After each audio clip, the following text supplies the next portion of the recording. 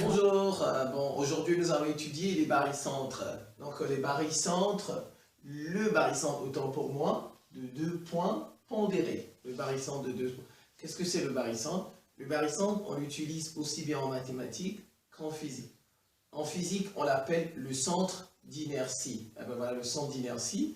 En mathématiques, ça dépend des situations. Parfois, on dit le centre de gravité. Et même en physique, le centre de gravité, par exemple, de la force P, le poids. Alors donc, lorsque vous avez 3 médianes, avec les 3 médianes d'un triangle, vous voyez, où elles vont se rencontrer, où elles concourent, où on dit elles sont concurrentes, en fait, c'est ça le barycentre. Ça, le barycentre, quand on parle de centre de gravité. Donc, je reprends, le barycentre s'emploie aussi bien en mathématiques qu'en physique. Ah ben voilà, donc ici, il y a le barycentre de 2 points, de 3 points, et on peut généraliser, on fait une généralisation. Mais pour aujourd'hui, nous allons nous limiter à l'étude du barycentre de 2 points pondérés. Alors, qu'est-ce que c'est les points pondérés d'abord? Alors, vous avez A, alpha, vous avez B, bêta. A, c'est un point, il est affecté d'un coefficient alpha. B, c'est un point, il est affecté d'un coefficient bêta, c'est ce qu'on appelle des points pondérés. Les points pondérés sont des points qui sont affectés de coefficients, des points qui ont des coefficients. Je vous explique. Par exemple, en mathématiques, si vous avez 10 en mathématiques, alors on dit c'est le coefficient fois 5. Coefficient des mathématiques, c'est 5. Donc ça vous fait 5. Quand vous voyez, vous avez 10, et vous avez le coefficient de la matière, 5, et quand on fait, ça fait 50. Donc c'est un peu comme ça. Donc A, c'est le point, alpha, c'est le coefficient, B, c'est le second point, bêta, c'est le coefficient. On les appelle des points pondérés. Alors, je vous ai mis ici dans le plan et dans l'espace. Ça veut dire quoi? Que les propriétés du barycentre en général, sont aussi vraies dans le plan que dans l'espace. Donc, on utilise les mêmes propriétés que l'on soit dans le plan, mais que l'on soit dans l'espace. Je vous donne un exemple de plan. Le tableau, c'est un plan. Voilà, il est à 2 dimensions. Mais si je mets ma craie ici, la craie, dans ce cas, elle est dans l'espace. Là, on est en 3D, 3 dimensions. Donc, dans l'espace et dans le plan, les propriétés du barycentre sont vraies dans les 2 cas. Alors, comment ça s'écrit? On l'écrit G. Le barycentre se note G. Voilà, donc il est égal, G égale bar, barycentre de A, affecté du coefficient alpha, et de B, affecté du coefficient bêta. On dit c'est un point unique. G, il est unique. On ne trouve pas 2 points. G, il est unique. Eh bien, comment fait-on pour le retrouver? Eh bien, point unique qui vérifie cette relation. Voilà, pour qui vérifie cette relation, alpha GA, le vecteur GA, plus bêta, le vecteur GB, est égal au vecteur nul. On dit vecteur nul, il ne faut pas dire égal 0. On dit vecteur nul. Et bien voilà, quand je reprends, le barycentre vérifie cette relation. Le barycentre, c'est un point unique qui va vérifier cette relation. Alpha GA plus bêta GB égale le vecteur nul. Alors, ben, je vais transformer ça. Je vais transformer ça pour pouvoir retrouver une forme plus simple, une forme simplifiée qui va nous permettre de construire le barycentre sur notre tableau ou bien de le placer tout simplement de l'autre côté. Et comme ça, je pourrais le faire tranquillement. Regardez, j'ai fait alpha GA plus bêta. Ici, j'ai introduit A. Le A que vous voyez là, je l'ai introduit par Chasles. La relation de Chasles, vous la connaissez. Chasles dit si un vecteur va comme ça, et bien, il suit un autre, on obtient ceci. Donc, si j'ai A, B, C, j'obtiens AC. Donc, si on met 2 vecteurs bout à bout, on obtient un 3e vecteur. Donc, ça, c'est AB, ça, c'est BC, et ça, c'est AC. Ça s'écrit comment la relation de Chasles?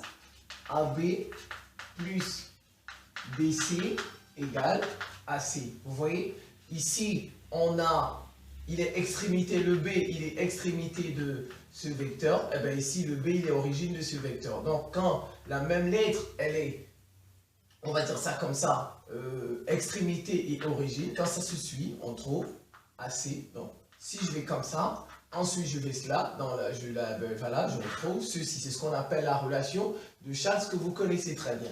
Donc, je vais l'utiliser ici. Je vais introduire le point A ici.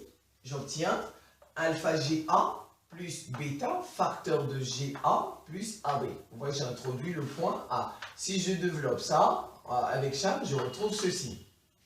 Alors maintenant, je vais développer alpha GA plus bêta GA, ça fois ça, plus bêta AB qui est égal au vecteur nul. J'ai oublié ma flèche. Et ben voilà.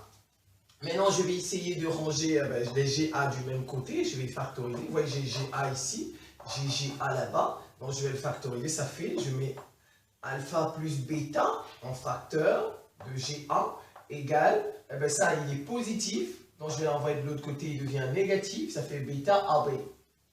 Alors, maintenant, je vais isoler GA. Je vais isoler GA. Donc, ça fait GA égale moins le moins là, moins bêta divisé par alpha plus bêta de AB. De AB, donc ce moins. Alors, ben, on ne doit pas trouver quelque chose de négatif. On va tourner ça. On veut écrire G en connaissant A. On va écrire G à partir de A. Eh bien, pour construire G, autant pour moi, à partir de A, il faut changer cette écriture. Il faut changer, il faut faire son opposé. Alors, son opposé, il nous donne quoi? J'ai mis, c'est équivalent, eh bien voilà, ou bien ça implique, si vous voulez, si je fais double flèche, ça fait moins AG. Vous voyez, j'ai tourné ça, son opposé, l'opposé de ça, c'est ceci, de AG, c'est GA, et quand on fait son opposé, on met moins. Alors maintenant, ça fait moins AG égale moins bêta sur alpha plus bêta de AB. On va supprimer les moins. Quand on a deux moins, eh bien, ça supprime. Vous voyez eh bien, ici, la relation que vous voyez ici. Alors qu'est-ce que j'ai fait? J'ai supprimé, on va supprimer les deux moins. Alors on obtient quelque chose de positif. On supprime les deux moins, on coche le positif. Donc ça fait AG égale bêta sur alpha plus bêta de AB. Voilà, je vais l'encadrer comme ça. Voilà, c'est cette relation sert à placer G sur la droite AB. Elle sert à construire G sur la droite AB. Alors vous voyez, donc on peut réciter ceci, ça se retient dans la tête, et c'est cette relation qui nous a donné celle-là, ça se retient aussi. Si vous oubliez celle-ci par exemple, et que vous vous souvenez de celle-ci, alors vous faites juste la transformation que je viens de faire, vous faites juste la relation de Charles, et finalement vous allez trouver ça. Alors donc, en 2, nous avons la condition d'existence. Quand est-ce que le barycentre G existe? Parce que le barycentre, il n'existe pas toujours. Alors, quand est-ce qu'il va exister? Pour qu'il existe, il faut faire la somme des deux coefficients.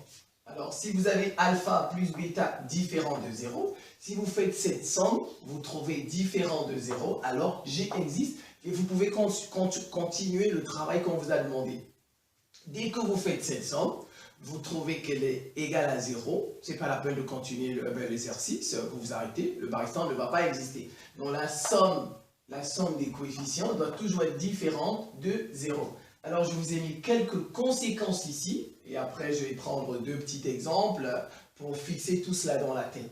Des conséquences, alors j'ai cette relation qu'on a là, mais si jamais c'était avec B, si on avait dit, par exemple, regardez, si on cherchait B, on veut construire B, ici nous on veut utiliser A, mais si on veut utiliser B, c'est ici qu'on va introduire B, et on aura cette relation. Donc si c'est avec B, vous voyez, c'est ceci que ça donne, c'est la même chose. Il suffit juste de transformer dans cette relation, et vous allez retrouver ici, et cette fois-ci, vous introduisez B ici. Eh ben voilà, on introduit B ici par Charles.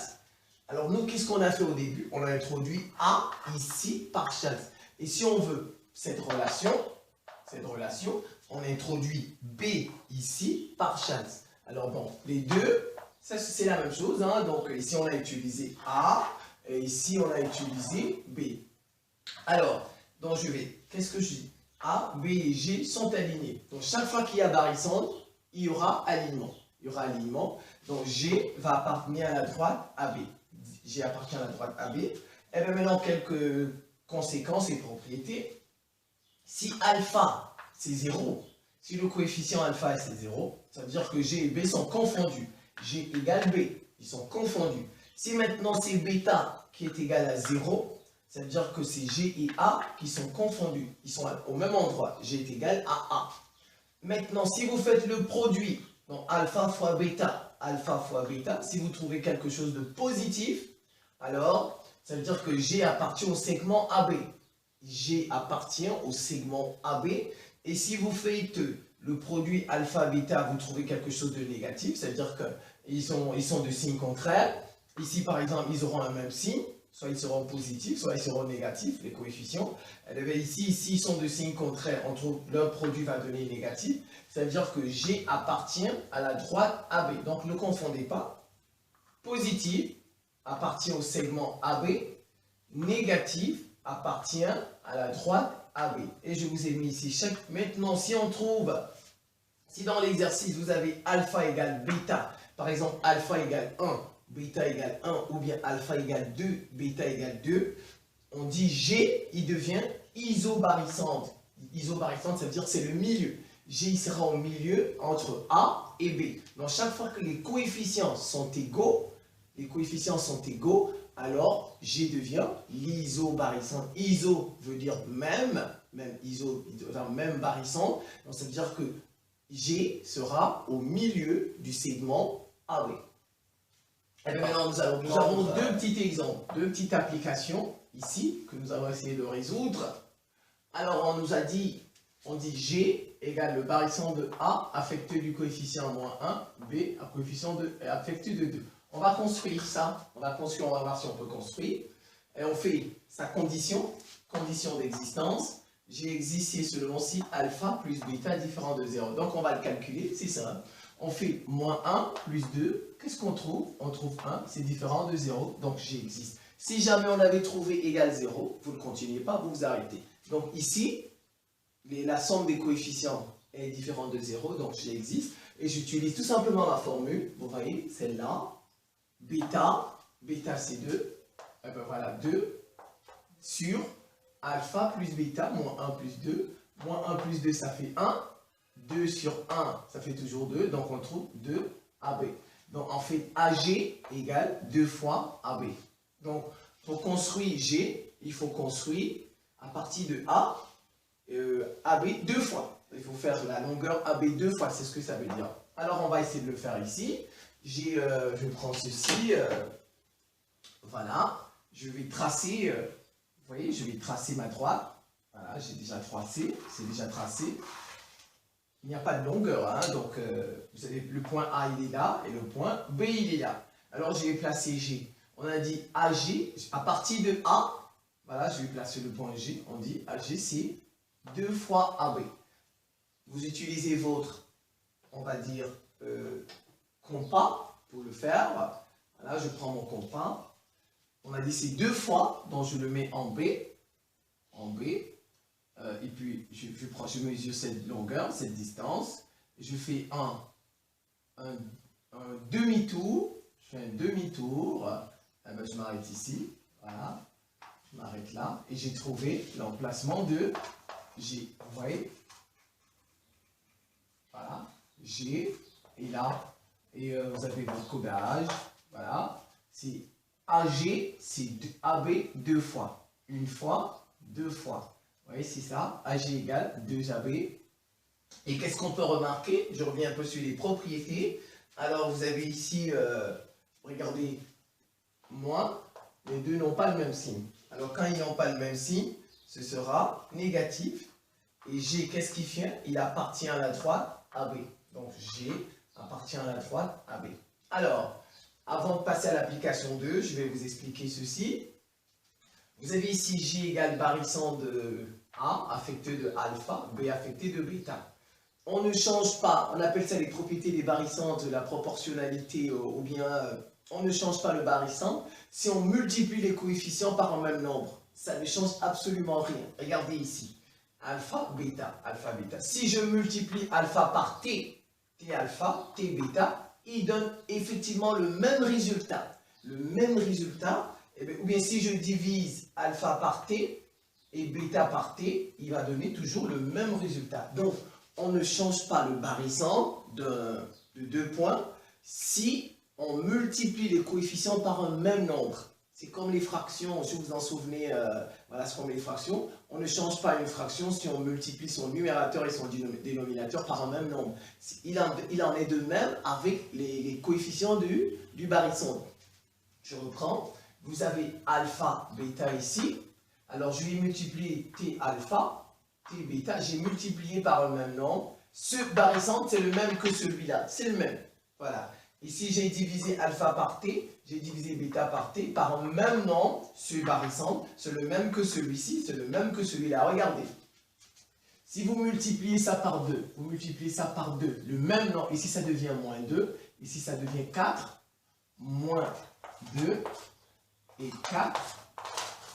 Si vous remplacez dans cette relation, vous allez trouver le même résultat. Si vous voulez essayer de le vérifier sur votre copie ou bien sur votre tableau, donc on ne change pas la valeur d'un barycentre, bien la position, si on multiplie ça et ça par un même nombre. Ou bien on divise ça par un même nombre. C'est ce que sous ceci signifie. Alors je passe au deuxième exemple rapidement. Application 2. Application 2. On demande d'exprimer. Alors, on m'a donné cette relation.